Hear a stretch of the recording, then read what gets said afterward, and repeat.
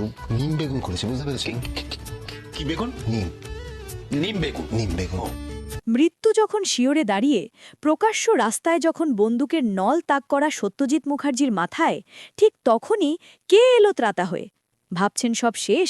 না বন্ধুরা, আসল খেলা তো সবে শুরু। জেলের ভেতর বসে থাকা বিজিত লাহিড়ী ভেবেছিল দাবার চালে সে কিস্তিমাত করে দিয়েছে, কিন্তু সে ভুলে গিয়েছিল মাঠে যখন স্বয়ং পরশুরাম নেমেছে তখন শত্রুদের আর কোনো রক্ষা নেই।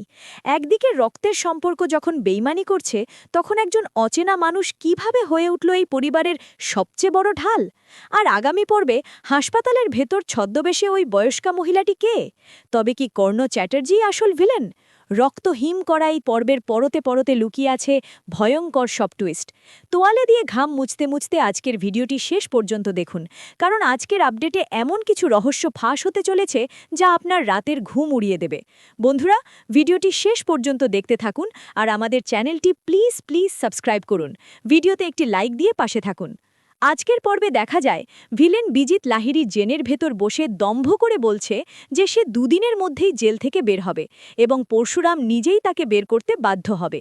অন্যদিকে কোটিপতি সত্যজিৎ মুখার্জি এবং কর্ণ চ্যাটার্জি নাতি লাড্ডুর সাথে সম্পর্ক ঠিক করার জন্য সাধারণ পোশাকে পায়ে হেঁটে তার সাথে দেখা করতে যায়, কিন্তু রাস্তায় তাদের ওপর অতর্কিতে হামলা চালায় স্পেশাল ব্রাঞ্চের আন্ডারওয়ার্ল্ড গুন্ডারা। কর্ণ প্রথমে ভয় পাওয়ার নাটক করলেও পরে গুন্ডাদের পিটিয়ে সোজা করে দেয়, কিন্তু এরপরেই গাড়ি করে আসা আরেক গুন্ডা সত্যজিৎ মুখার্জির মাথায় বন্দুক ঠেকায়। ঠিক সেই মুহূর্তে জাদুকরি এন্ট্রি নেয় পরশুরাম।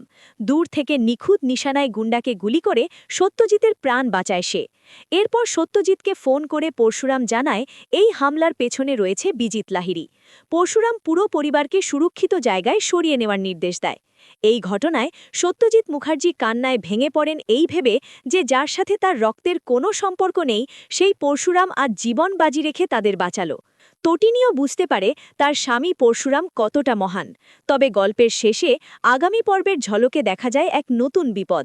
হাসপাতালের ভেতর ছদ্মবেশে এক আততায়ী এবং কর্ণ চ্যাটার্জির এক রহস্যময় ফোন কল, যেখানে সে বলছে হাসপাতালেই সব শেষ করে দাও। আপনাদের কি মনে হয় আগামী পর্বে হাসপাতালের ওই ছদ্মবেশী মহিলাটি আসলে কে? কর্ণ চ্যাটার্জি কি সত্যি সত্যি ভিলেন হিসেবে আত্মপ্রকাশ করতে চলেছে, নাকি এটাও পরশুরামের কোনো মাস্টার প্ল্যান?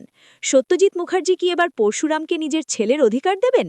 আপনাদের মতামত কমেন্ট করে জানান। বন্ধুরা, রক্তের সম্পর্ক থাকলেই যে সবাই আপন হয় না তা পরশুরাম আজ প্রমাণ করে দিয়েছে।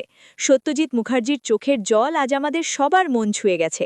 আপনাদেরও যদি আজকের এই পর্বটি এবং আমাদের এই আপডেটটি ভালো লেগে থাকে তবে ভিডিওটিতে একটি লাইক করতে ভুলবেন না। সিরিয়ালের এরকম আরও এক্সক্লুসিভ আপডেট, আগামী পর্বের স্পয়লার এবং নিখুঁত অ্যানালিসিস সবার আগে পেতে এখনই আমাদের চ্যানেলটিকে সাবস্ক্রাইব করে পাশে থাকা বেল আইকনটি বাজিয়ে দিন। আপনার বন্ধুদের সাথেও ভিডিওটি শেয়ার করুন যাতে তারাও এই রোমাঞ্চকর গল্পের অংশ হতে পারে। আজ এ পর্যন্তই, দেখা হচ্ছে পরের ভিডিওতে। ভালো থাকবেন, সুস্থ থাকবেন।